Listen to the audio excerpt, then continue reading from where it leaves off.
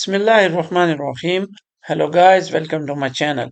Today in this video tutorial, we will learn how to install the latest version of NetBeans on Windows 11. So let's start. So we will go to Chrome, search for NetBeans, hit enter. We will go to this first link, netbeans.apache.org. As you can see here, Apache NetBeans 27 is available. So we'll click on this download button. We will go down to this installer and packages and we will click on this link, friends of Apache NetBeans. Now here you can see it is available for Windows, macOS and Linux. So we will download for this Windows. As you can see that the download has started, so it will take some time. We will wait. Now the download is complete, so I'll go to the show in folder. I'll right click on it and open it. Click yes here. And the installer is open, so it will install NetBeans on this path. C program files Apache NetBeans. You can change the installation directory from this browse button. I will leave it as it is. I'll cancel this. Click next. Here create a desktop shortcut is checked. It will create a shortcut of NetBeans in desktop. Click next.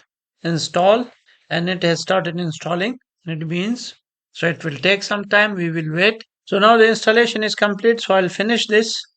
It will launch NetBeans. I will close this. I will close this as well and click yes here. Now you can see NetBeans. So now our NetBeans is open. So I'll maximize this. I'll create a new project. We will create a Java and project. Click next. Now here I will give my application name. So I'll name this test Java. And now I'll finish to create the project. So now you can see here in the project panel a test Java project in which this test java.java class is created. So now we will write a hello world message and run it in NetBeans. So I'll use system.out.println and here I will pass in hello to everyone from NetBeans Java. And now I'll run this. You can use NetBeans for other programming languages like PHP, Java, HTML, CSS, etc.